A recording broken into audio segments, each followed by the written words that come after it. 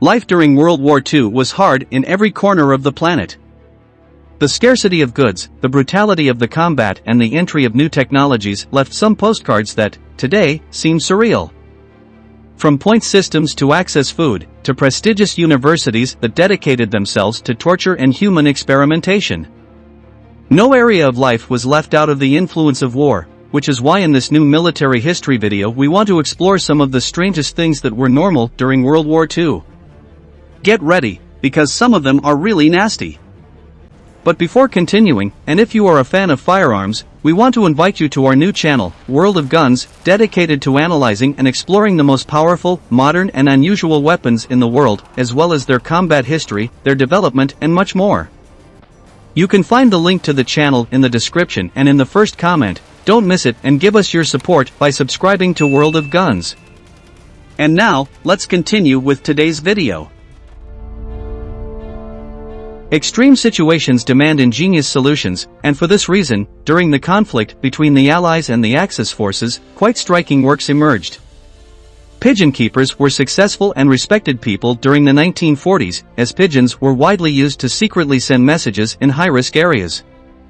According to official data, 90% of the messages sent in pigeons were successfully delivered.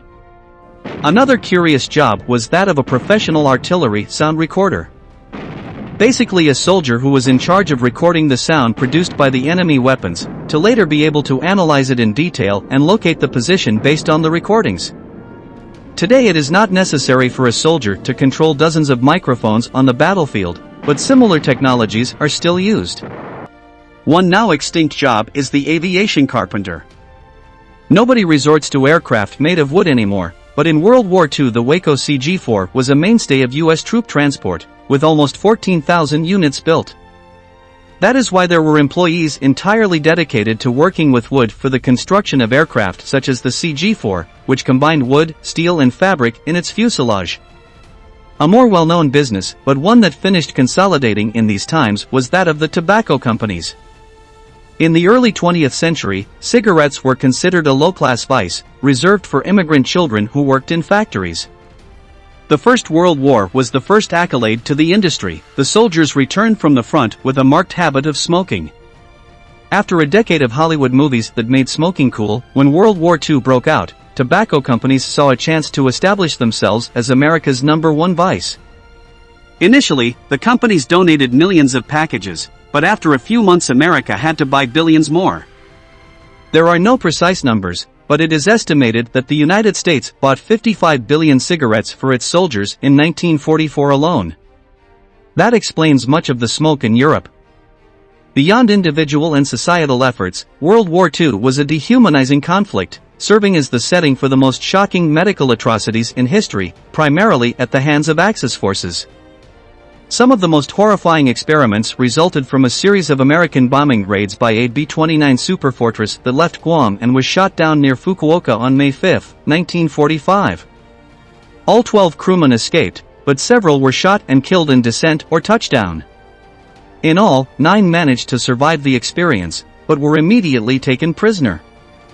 Captain Marvin Watkins was sent to Tokyo for questioning, and the rest were transferred to Kyoto Imperial Medical University, one of Japan's leading medical institutions. There, the prisoners experienced a horror that seemed to be unique to the sadistic Dr. Mengele in Germany. The remains of the American airmen were preserved in formaldehyde until the end of the war, when the evidence was destroyed. Part of the truth only became known in 1948 when, during a session of the War Crimes Tribunal in Yokohama, it was testified that the university doctors injected seawater into prisoners of war, as they wanted to test whether it was capable of replacing the saline solution. In addition, resident doctors removed parts of the captives' livers to see how long they could survive. One of the most disturbing experiments involves the removal of a portion of a prisoner's brain to treat his epileptic seizures. 23 people were tried for carrying out vivisections and improper removal of body parts. 5 of those people were sentenced to death, for received life imprisonment and the rest shorter sentences.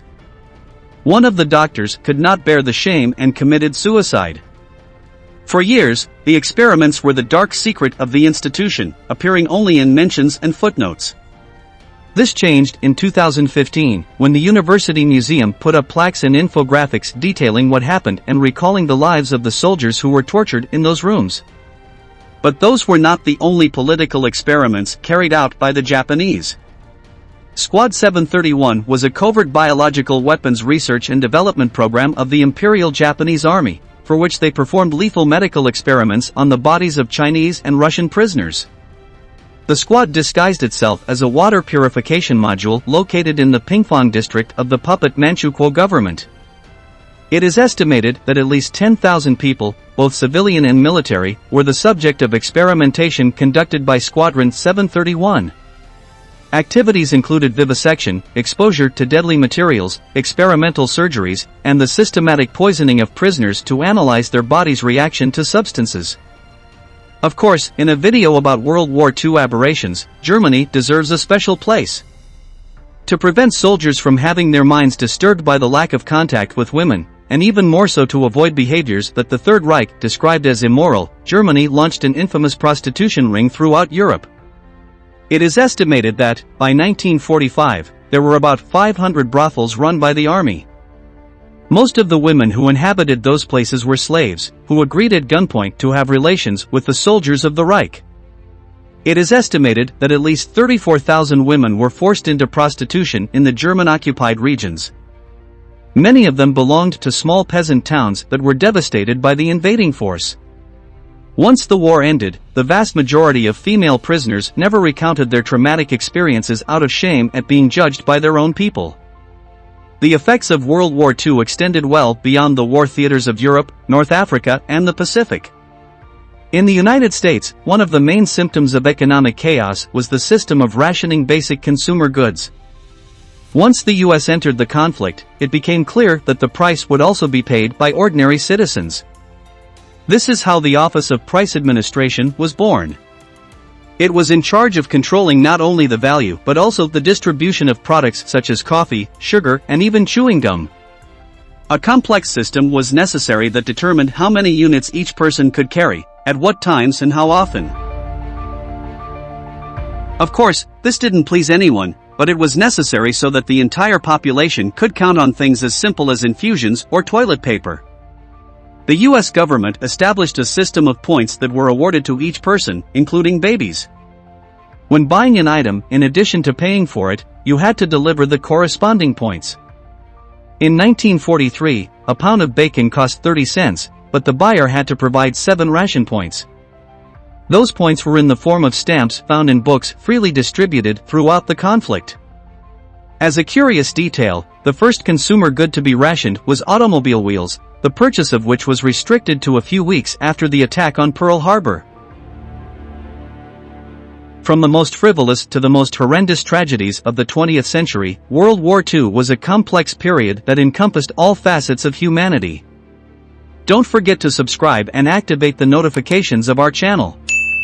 We will meet again in the next episode of Military History.